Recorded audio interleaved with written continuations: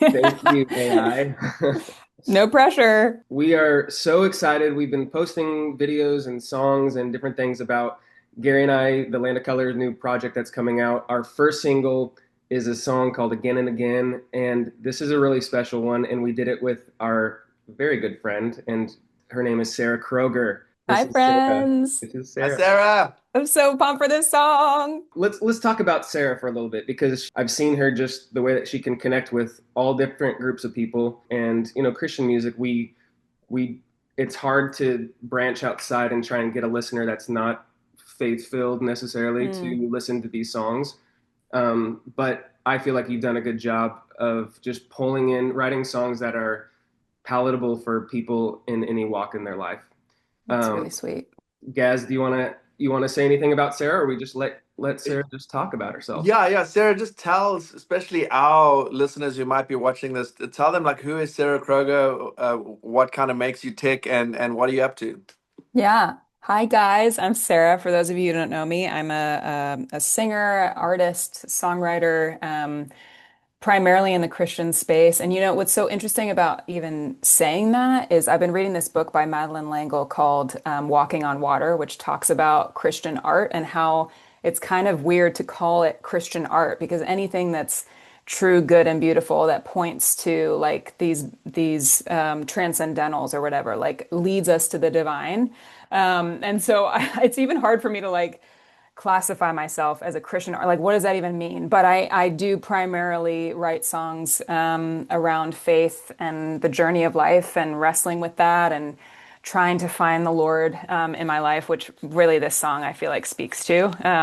Every time I listen to it, the more I'm like, this is so relatable to my life. So that's a little bit who I am, and I'm just so excited to be on this song with you guys. So honored to be a part of it. Love that. Awesome. So I didn't write this song. Usually Gary and I are writing songs together, and then Yeah. but there's so many amazing songwriters out there, as we all know. And you guys were a part of a retreat. You want to talk about that, how you guys got together, what the retreat was, and we can dive in. No, yeah, Tommy, like you said, this is a rare occasion that it's a song that wasn't co-written by you and I. And I Yeah. think the reason it made the cut is because thought it was something special and also something that actually fits in our vein of music. And 100%. it was Mm. actually an idea, Tommy. I don't know if you know this, but it was while you and I were on the road together, I started like getting this little Hmm. line and just thinking it was going to be a Land of Color song, and then landed up sharing it at that writer's retreat. And then it became a song with Sarah and another guy called Christian Hale, who's a really awesome musician and Amazing. producer. Um, so, what was the question again? Well, and then so the retreat, what was the retreat all about? What you guys got together and where was it? Yeah. What was it? It was a worship retreat, right? For Centricity. I think it was they Worship do this, Writers Retreat, yeah. yeah, they do a camp once a year with worship writers, and we just happened to be there and happened to be put into a group. And I remember Gary playing that little ditty on the guitar, and I don't even know if you had words for it yet, but you just played the hook for the chorus, and I was instantly like, it was in me instantly. I was like, this is for sure a song. Like something special is happening here. So I just remember that. That's cool. Yeah, we didn't have any words when I No. brought it in, and it was like I think we spat it out in like less than an hour. Yeah. And we're Wow. like, and we kind of thought it was cool, but like you never really know. Once you write a song, in the moment you have that like recency bias where you're like, this is great, but you don't really This know. is so cool. Yeah, Yeah. for sure. I love how So everyone during a write when the song's getting written, everyone's like, oh, this is awesome. Like Yeah. even if it sucks. yeah, and then a lot of times you wake up and you come back in the next day, you're like, we're terrible. What are we doing up here? What yeah. But so it seemed like it came quick. I mean, if the music was there, that a lot of times is something. If there's like a part Yeah. that's just emotionally evoking in some way, and it just leads your soul somewhere, there's like that's a really fun place to start because lyrics Yeah. can fall anywhere on top of that. And Exactly. so was there like a with that guitar part, was there a feeling? How did the title Again and Again and how did that come about? If I can remember correctly, and Sarah, you can correct me if I'm wrong. I mean, we would have these like little devotions every morning Yeah. at the retreat, which would really kind of set the tone for the writing sessions. And I think it started with the concept of just him us wandering and him always finding us, like Mhm. kind of a prodigal son sort of theme. Yeah. And that's what kind of guided the rest of the ride.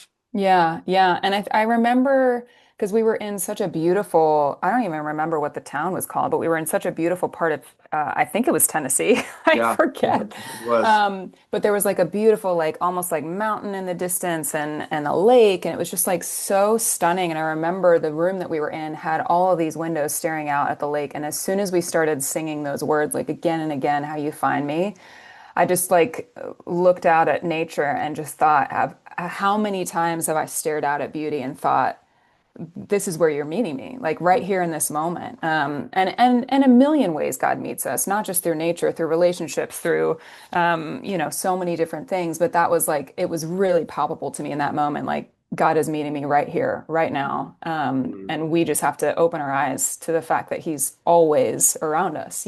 yes. I like how many times the song says again and again. I want to count it. I haven't counted it yet, but I'm like, there's not enough times that we can remind ourselves of that, you know? It's Yeah. like, Amen to as a that. songwriter, you're like, okay, we've said that. We said this before. We need to say it a different way.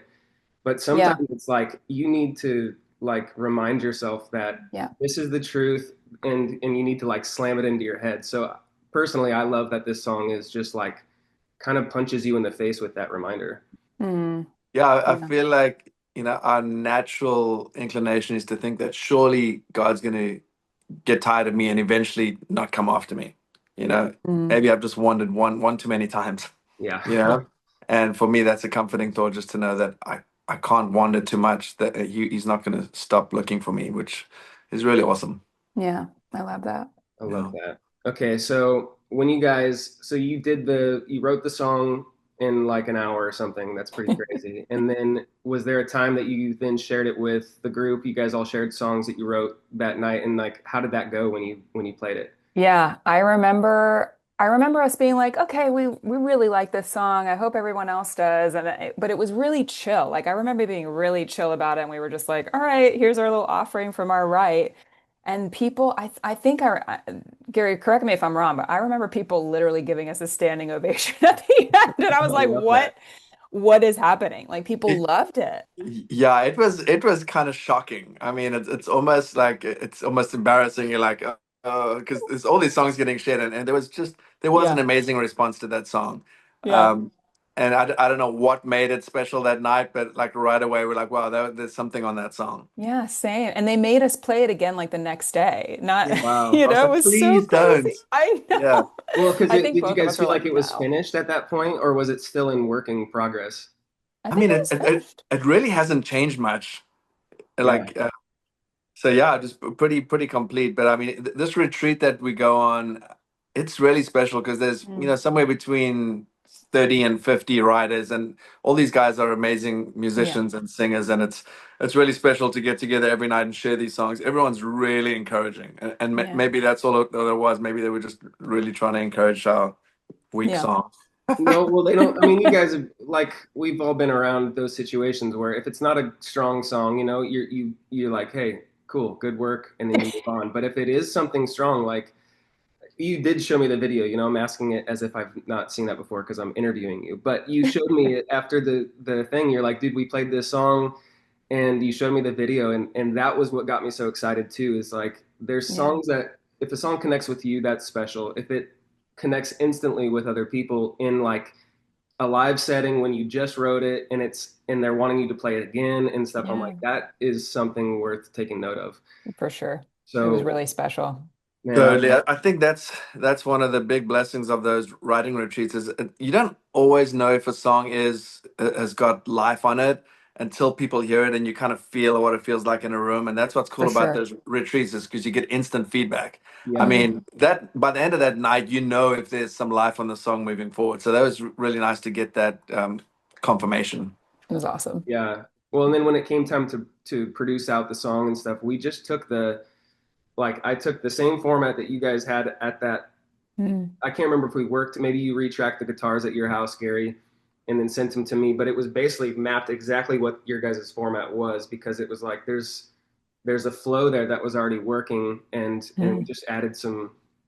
Yeah, and I mean, for you guys to know, like this album, this whole album was pretty much produced by Thomas. We had some help with from friends. Our friend Jeff Owen helped us track it and has had some input, but Tommy just took this song. I mean, you just took it and I think you just gave it what it naturally asked for, and I Mm. love the way it turned out. I think you did an amazing job, Tommy. Me too. It feels so organic and raw and in the best way. Like it feels really, really beautiful. It's easy to produce. Any producers out there, it's so much easier to produce a song that is good and that evokes you emotionally, like that's pulling on you already. It's just like I could listen to it one time and feel what the music was should be Wanting to doing, do. wanting to Mhm. do around it and stuff. So thanks for Awesome. creating that. Okay, Yeah. last question.